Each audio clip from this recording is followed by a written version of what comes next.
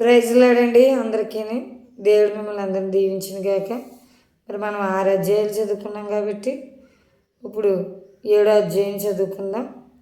యెహోవా, ఈ తరము వారిలో నీవే నా ఎదుట నీతిమంతుడివై యుండుట చూచితిని గనుక నీవును నీ ఇంటి వారును వాడలో ప్రవేశించుడి.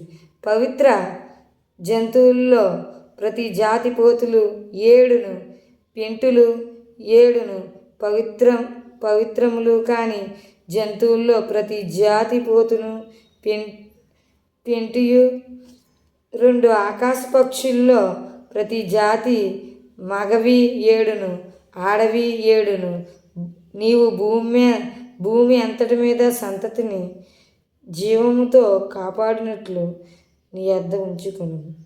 ఎందుకనగా ఇంకను 7 దినములకు నేను 40 పగళ్లను 40 రాత్రులను భూమి మీద వర్షం కురిపించి నేను చేసిన సమస్త జీవరాశులను భూమి మీద ఉండకుండా తుడిచివేయుదునని నోవహుతో చెప్పాను. తనకు యెహోవా ఆజ్ఞాపించిన ప్రకారం నోవహు యావత్తును చేశాను. ఆ జల ప్రవాహం భూమి మీదకు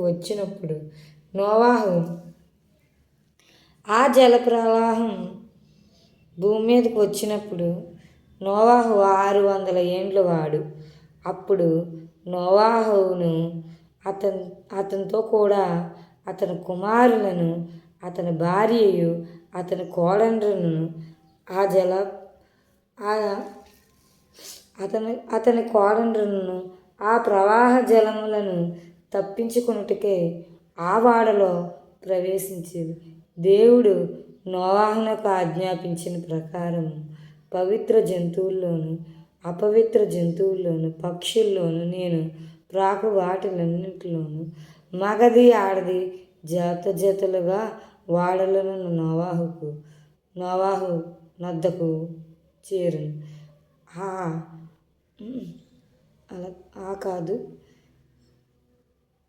నోవహు నద్దకు చేరును. 7 దినములైన తర్వాత ఆ ప్రవాహ జలములు భూమి మీదకు వచ్చును. నోవహు వయసు 600 సంవత్సరములు. 2వ నెల 17వ దినమున మహాగాధ జలములు ఓటలన్నీ ఆ దినమందే విడబడును. ఆకాశపు తూములు విప్పబడును. 40 పగళ్లను 40 రాత్రులను ప్రచండ వర్షము భూమి మీద కురిసెను. ఆ దినమందే నోవహు కుమారులకు షేమును, హామును, యాఫెతును, నోవహు భార్యయు వారితో కూడా అతని 3 కోడళ్ళను ఆ వాడలో ప్రవేశించింది.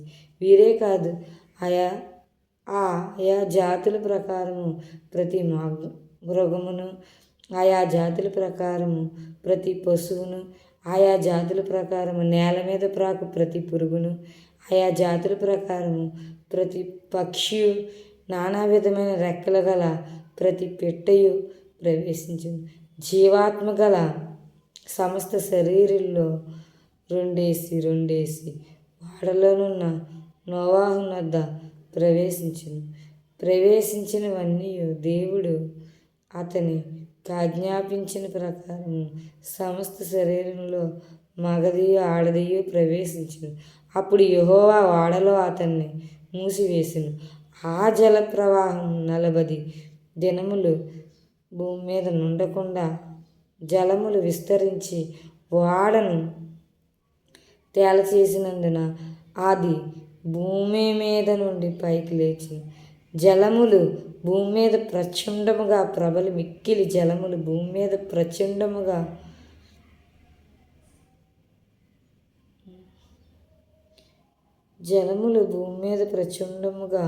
ప్రబలి మిక్కిలి విస్తరించినప్పుడు వాడ నేల మీద నడుచును. ఆ ప్రచండ జలములు భూమి మీద అత్యధికముగా ప్రబలినందున ఆకాశమంతటి కిందనున్న గొప్ప పర్వతములన్నీ మునిగిపోయాను. 15 మూరల ఎత్తున నీళ్లు ప్రచండముగా ప్రబలను గనుక పర్వతములను మునిగి పోయిన అప్పుడు పక్షులేమి, పశువులేమి, మృగములేమి, భూమి మీద పురుగులేమి, భూమి మీద సంచరించు సమస్త శరీరలేమి, సమస్త నరులేమి చచ్చిపోయిరి. పొడి నేల మీదనున్న వాటినన్నింటిలో నాసికాంధ్రములో జీవాత్మ సంబంధమైన ఊపిరి గలవన్నీ చనిపోయిను. నరులతో కూడా పశువులను, పురుగులను, పక్షులను, నేల మీద నున్న జీవరాశులను తుడిచివేయబడను. అవి భూమి మీద నుండకుండా తుడిచివేయబడను. నోవాహు అతనితో కూడా ఆ ఓడలోనున్నవి మాత్రం మిగిలి ఉండును. 150 దినముల వరకు నీళ్లు భూమి మీద ప్రచండముగా ప్రబలిను.